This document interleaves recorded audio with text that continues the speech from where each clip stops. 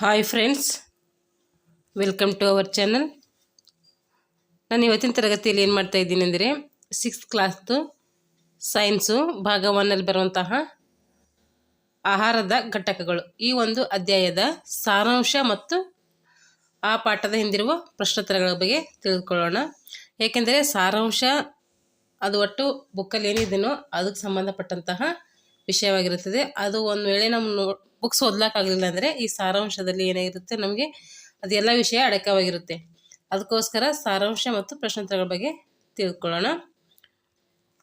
ಈ ಒಂದು ತರಗತಿ 6ನೇ ತರಗತಿಯ ಮಕ್ಕಳಿಗೂ ಮತ್ತು ಯಾರೆಲ್ಲ ಪೇಪರ್ 1 TET ಮತ್ತು ಪೇಪರ್ 2 TET ಹಾಗೆ HSTR GPSTR ಆಲ್ ಕಾಂಪಿಟೇಟಿವ್ ಎಕ್ಸಾಮ್ಗೆ ಈ ಒಂದು ವಿಷಯ ಯೂಸ್ಫುಲ್ ಆಗುತ್ತೆ ಅಂತ ಹೇಳ್ತಾ ಇವತ್ತಿನ ತರಗತಿಯನ್ನು ಪ್ರಾರಂಭಿಸ್ತಾ ಇದ್ದೀನಿ.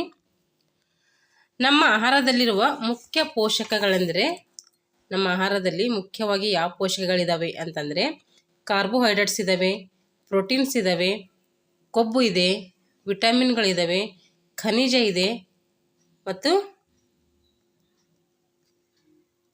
ಜೊತೆಗೆ ನೀರಿದೆ ಮತ್ತು ನಾರು ಪದಾರ್ಥಗಳು ಸಹ ಏನಾಗಿದೆ ಇದರಲ್ಲಿ ಒಳಗೊಂಡಿದೆ.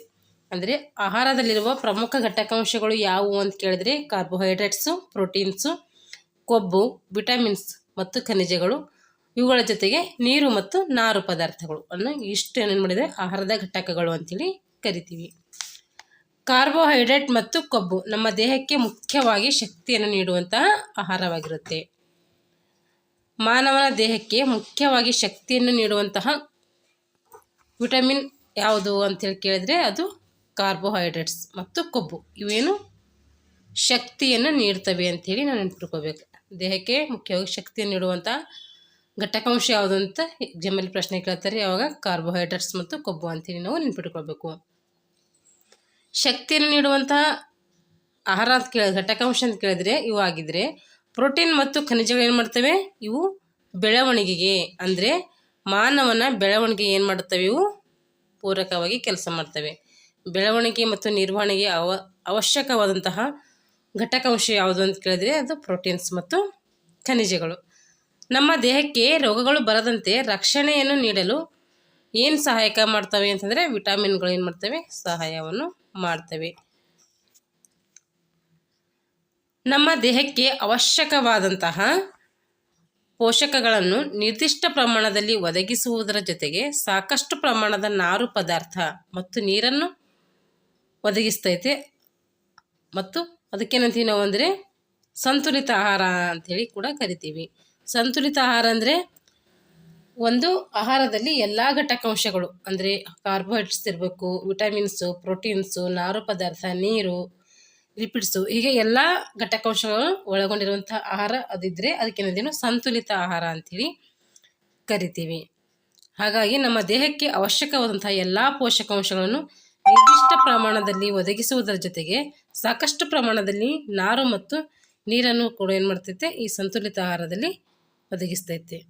ನಮ್ಮ ಆಹಾರದಲ್ಲಿ ಒಂದು ಅಥವಾ ಹೆಚ್ಚು ಪೋಷಕಗಳ ದೀರ್ಘಕಾಲದ ಕೊರತೆಯು ಕೆಲವು ರೋಗಗಳಿಗೆ ಏನು ಮಾಡ್ತೈತೆ, ಕಾರಣವಾಗ್ತೈತೆ. ಅಂದರೆ ನಮ್ಮ ದೇಹದಲ್ಲಿ ಒಂದು ಅಥವಾ ಹೆಚ್ಚಿನ ಪೋಷಕಗಳು ಕೊರತೆಯಾಗಿದ್ದರೆ, ದೀರ್ಘಕಾಲದವರೆಗೂ ನಮಗೆ ಸಿಗದೇ ಹೋಗಿದ್ರೆ ಅವಾಗ ಏನಾಗುತ್ತೆ, ನಮಗೆ ಹಲವಾರು ರೋಗಗಳು ಏನು ಮಾಡ್ತವೆ, ನಮ್ಮ ದೇಹಕ್ಕೆ ತಗುಲ್ತವೆ. ಇಷ್ಟೇನಾಯಿತು ಈ ಒಂದು ಆಹಾರದ ಘಟಕಗಳು ಎಂಬ ಪಾಠದ ಸಾರಾಂಶ ಆಯಿತು. ಇದಕ್ಕೆ ಸಂಬಂಧಪಟ್ಟಂಥ ಪ್ರಶ್ನೋತ್ತರಗಳಿದ್ದಾವೆ, ಇಲ್ಲಿ ನೋಡೋಣ.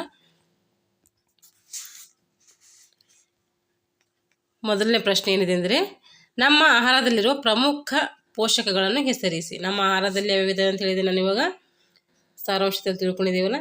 ಕಾರ್ಬೋಹೈಡ್ರೇಟ್ಸ್ ಇದೆ, ಪ್ರೋಟೀನ್ಸ್ ಇದೆ, ವಿಟಮಿನ್ಸ್ ಇದೆ, ಖನಿಜಗಳು, ಕೊಬ್ಬು ಮತ್ತು ನಾರು ಪದಾರ್ಥ, ಹಾಗೆ ಅದರ ಜೊತೆಗೆ ನೀರು. ಇವು ಏನು ನಮ್ಮ ಆಹಾರದಲ್ಲಿರುವ ಪ್ರಮುಖ ಪೋಷಕಗಳಂತ ನಾವು ಕರಿತೀವಿ. ಕೆಳಗಿನವುಗಳನ್ನು ಹೆಸರಿಸಿ. ನಮ್ಮ ದೇಹಕ್ಕೆ ಮುಖ್ಯವಾಗಿ ಶಕ್ತಿಯನ್ನು ಕೊಡುವಂಥ ಪೋಷಕಗಳ್ಯಾವು? ಶಕ್ತಿ ಎದರಿಂದ ಸಿಗ್ತದೆ ಅಂತ ಹೇಳಿದ್ದೀನಿ ನಾನು, ಕಾರ್ಬೋಹೈಡ್ರೇಟ್ಸ್ ಮತ್ತು ಕೊಬ್ಬಿನಿಂದ ಏನು ಮಾಡುತ್ತೆ, ನಮಗೆ ಶಕ್ತಿಯನ್ನು ಸಿಗ್ತೈತೆ.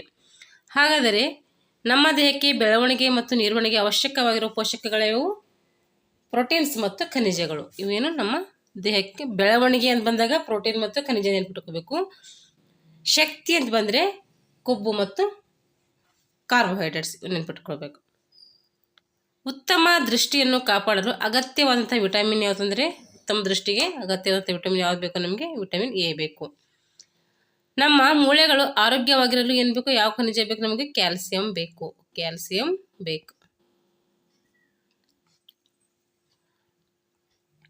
ಹಾಗೆ ಕೆಳಗಿನ ಆಹಾರ ಘಟಕಗಳನ್ನು ಸಮೃದ್ಧಿಯಾಗಿರಲು ಏನು ಮಾಡಬೇಕು? ಎರಡೆರಡು ಪದಾರ್ಥಗಳನ್ನು ನಾವು ಹೆಸರಿಸಬೇಕಂತೆ. ಅಂದರೆ ಕೊಬ್ಬಿರುವಂಥದ್ದು, ಪಿಷ್ಟ ಇರುವಂಥದ್ದು, ಆಹಾರದ ನಾರು ಪದಾರ್ಥ ಇರುವಂಥದ್ದು, ಪ್ರೋಟೀನಲ್ಲಿರುವಂಥದ್ದು. ಅಂದರೆ ಯಾವುದ್ಯಾವುದರಲ್ಲಿ ನಮ್ಗೆ ಅವಶ್ಯಕವಾಗಿ ಬೇಕು ಅಂಥೇಳಿ. ಈಗ ಕೊಬ್ಬಿನಲ್ಲಿ ಕೊಬ್ಬು ಯಾವ್ಯಾವ ಪದಾರ್ಥಗಳಿರ್ತೈತೆ? ಕೊಬ್ಬಿರುವಂಥ ಆಹಾರ ಪದಾರ್ಥಗಳು ಆಗಿರ್ಬೋದಂದರೆ ಮೀನಾಗಿರ್ಬೋದು, ಮೊಟ್ಟೆ ಆಗಿರ್ಬೋದು, ತುಪ್ಪ, ಬೆಣ್ಣೆ, ಹಾಲು, ಬಾದಾಮು, ಗೋಡಂಬಿ, ಕಡಲೆಕಾಯಿ ಬೀಜ, ಎಣ್ಣೆ, ಹಾಲು ಇವೆಲ್ಲ ಏನಿರ್ತೈತೆ? ಇದರಲ್ಲೆಲ್ಲ ಕೊಬ್ಬಿರ್ತೈತಿ.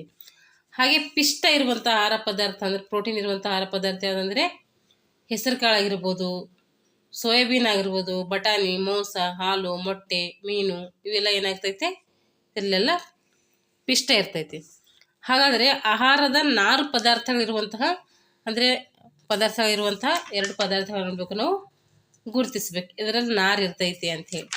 ಕ್ಯಾರೆಟ್ ಆಗಿರ್ಬೋದು, ಮೂಲಂಗಿ ಆಗಿರ್ಬೋದು, ಬೇಳೆಕಾಳುಗಳಾಗಿರ್ಬೋದು, ಹಾಲು ತರಕಾರಿ ಅಂದರೆ ತಾಜಾ ತರಕಾರಿಗಳಾಗಿರ್ಬೋದು, ಇವೆಲ್ಲ ಏನು ನಾರು ಇರುವಂಥ ಆಹಾರ ಪದಾರ್ಥಗಳು. ನಮ್ಮ ಆ ದೇಹಕ್ಕೆ ಯಾವುದೇ ಪೂರಕ ಅಂದರೆ ಪೋಷಕ ದೊರೆಯದಿದ್ದರೂ ಕೂಡ ಅದರಿಂದ ಪೋಷಕ ಸಿಗಲಿಲ್ಲ ಅಂದರೆ ಅದು ಕೂಡ ನಮಗೆ ಆಹಾರ ಅಗತ್ಯವಾಗಿ ಬೇಕು. ಯಾವುದು? ಅದು ನಾರು. ಪ್ರೋಟೀನ್ ಇದರಲ್ಲಿ ಇರ್ತೈತಿ ಸಮೃದ್ಧಿಯಾಗಿ. ಪ್ರೋಟೀನ್ ಇರುವಂಥ ಆಹಾರ ಯಾವ್ಯಾವು ಅಂತ ಹೇಳಿದರೆ ಅದಕ್ಕೂ ಕೂಡ ಏನಾಗಿದ್ದಾವೆ?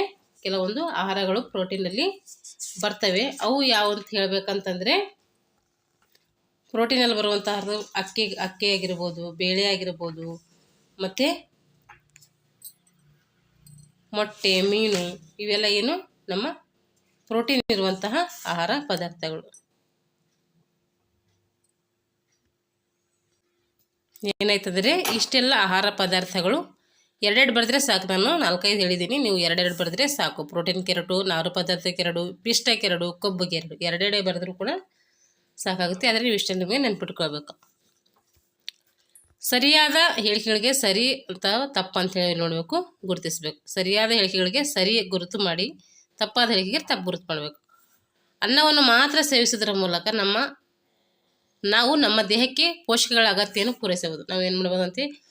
ರೊಟ್ಟಿ, ಮುದ್ದೆ ಇವೆಲ್ಲ ಏನು ತಿನ್ನದೆ ಅನ್ನವನ್ನು ಮಾತ್ರ ಸೇವಿಸಿದ್ರೆ ನಮ್ಗೆ ಏನಾಗುತ್ತಂತೆ? ಪೋಷಕ ಸಿಗುತ್ತಂತ ಹೇಳಿ ಇಲ್ಲಿ ಹೇಳ್ತಾ ಇದ್ದಾರೆ. ಆದರೆ ಇದು ತಪ್ಪು. ಅಂದರೆ ಎಲ್ಲ ಪೋಷಕಗಳು ನಮಗೆ ಬೇಕು. ಸಂತುಲಿತ ಆಹಾರವನ್ನು ಸೇವಿಸುವ ಮೂಲಕ ಕೊರತೆ ರೋಗಗಳನ್ನು ತಡೆಗಟ್ಟಬಹುದು. ಸಂತುಲಿತ ಆಹಾರ ಅಂದರೆ ಏನಂತ ಹೇಳಿದ್ದೀನಿ? ಅದರಲ್ಲಿ ಕಾರ್ಬೋಹೈಡ್ರೇಟ್ಸ್ ಇರಬೇಕು, ಕೊಬ್ಬಿರಬೇಕು, ಪ್ರೋಟೀನ್ಸ್ ಇರಬೇಕು, ವಿಟಮಿನ್ಸ್ ಇರಬೇಕು, ಹಾಗೆ ನಾರು ಪದಾರ್ಥ ಇರಬೇಕು, ನೀರಿರಬೇಕು. ಇವೆಲ್ಲ ಇತ್ತಂದ್ರೆ ಅದಕ್ಕೆ ಏನಂತೀವಿ ನಾವು? ಸಂತುಲಿತ ಆಹಾರ ಅಂತೇಳಿ ಕರಿತೀವಿ. ಇದು ಕೊರತೆ ರೋಗ ತಡೆಗಟ್ಟಬಹುದಾ? ಸಂತುಲಿತ ಆಹಾರ ಸೇವನೆ ಮಾಡಿದರೆ ತಡೆಗಟ್ಟಬಹುದು. ಅದಕ್ಕೋಸ್ಕರ ಇದೇನು ಸರಿ ಅಂತ ಅರ್ಥ. ಸಂತುಲಿತ ಆಹಾರವು ವಿವಿಧ ಆಹಾರ ಪದಾರ್ಥಗಳನ್ನು ಒಳಗೊಂಡಿದೆ. ಹೌದಾ? ಸಂತುಲಿತ ಆಹಾರ ಏನು ಮಾಡಿದೆ? ವಿವಿಧ ಆಹಾರ ಪದಾರ್ಥಗಳನ್ನು ಒಳಗೊಂಡಿದೆ. ಇದು ಸರಿ. ದೇಹಕ್ಕೆ ಎಲ್ಲ ಪೋಷಕಗಳನ್ನು ಒದಗಿಸಲು ಮಾಂಸ ಮಾತ್ರ ಸಾಕು. ಇದು ಕೂಡ ರಾಂಗ್. ಮಾಂಸ ಒಂದೇ ಸಾಕಾಗಲ್ಲ, ಬೇರೆ ಎಲ್ಲ ಪದಾರ್ಥಗಳು ಕೂಡ ನಮಗೆ ಬೇಕು. ಖಾಲಿ ಜಾಗವನ್ನು ಭರ್ತಿ ಮಾಡಬೇಕಿಲ್ಲಿ. ವಿಟಮಿನ್ ಡಿ ಕೊರತೆಯಿಂದ ಯಾವ ರೋಗ ಬರ್ತೈತೆ? ರಿಕೆಟ್ಸ್ ಬರ್ತೈತೆ. ವಿಟಮಿನ್ ಡಿ ಕೊರತೆಯಿಂದ ರಿಕೆಟ್ಸು. ವಿಟಮಿನ್ ಎ ಕೊರತೆಯಿಂದ ಈರುಳ್ಳು ಕುರುಡು. ವಿಟಮಿನ್ ಬಿ ಕೊರತೆಯಿಂದ ಬೇರಿ, ವಿಟಮಿನ್ ಸಿ ಇಂದ ಸ್ಕರ್ವಿ ಬರುತ್ತೆ. ಬೇರೆ ರೋಗವು ಯಾವ ಕೊರತೆಯಿಂದ ಬರ್ತದೆ ಅಂದರೆ ಬೇರೆ ಬಿ ಕೊರತೆಯಿಂದ ಬರ್ತೈತೆ. ವಿಟಮಿನ್ ಸಿ ಕೊರತೆಯಿಂದ ಯಾವ ರೋಗ ಉಂಟು ಮಾಡ್ತೈತೆ? ಸ್ಕರ್ವಿಯಿಂದ ಏನು ಮಾಡ್ತೈತೆ? ವಿಟಮಿನ್ ಸಿ ಬರ್ತೈತೆ. ನಮ್ಮ ಆಹಾರದಲ್ಲಿ ಡ್ಯಾಶ್ನ ಕೊರತೆಯಿಂದ ಈರುಳ್ಳು ಕುರುಡು ಬರ್ತದೆ. ಅಂದರೆ ಎ ಕೊರತೆಯಿಂದ ಈರುಳ್ಳು ಕುರುಡು ಬರ್ತೈತಿ. ಇಷ್ಟೇನಾಯ್ತಂದರೆ ಆಹಾರದ ಘಟಕಾಂಶಗಳು ಎಂಬ ಒಂದು ವಿಷಯದ ಪ್ರಶ್ನೋತ್ತರಗಳು ಮತ್ತು ಸಾರಾಂಶ ಆಯಿತು. ನಮಗೆ ಬುಕ್ ಡಿಟೇಲಾಗಿ ಓದಲಿಲ್ಲ ಅಂದರೂ ಇಷ್ಟು ಓದಿದರೆ ನಮಗೇನಾಗುತ್ತೆ? ಎಕ್ಸಾಮ್ಗೆ ಯೂಸ್ಫುಲ್ ಆಗುತ್ತೆ. ಅದಕ್ಕೋಸ್ಕರ ಏನು ಮಾಡಿ ಅಂತಂದರೆ ಈ ರೀತಿ ಪ್ರತಿಯೊಂದು ಪಾಠದ ಸಾರಾಂಶಗಳ ಕುರಿತು ಏನು ಮಾಡೋಣ? ನಾವು ತರಗತಿಗಳನ್ನು ಮಾಡ್ತಾ ಹೋಗೋಣ.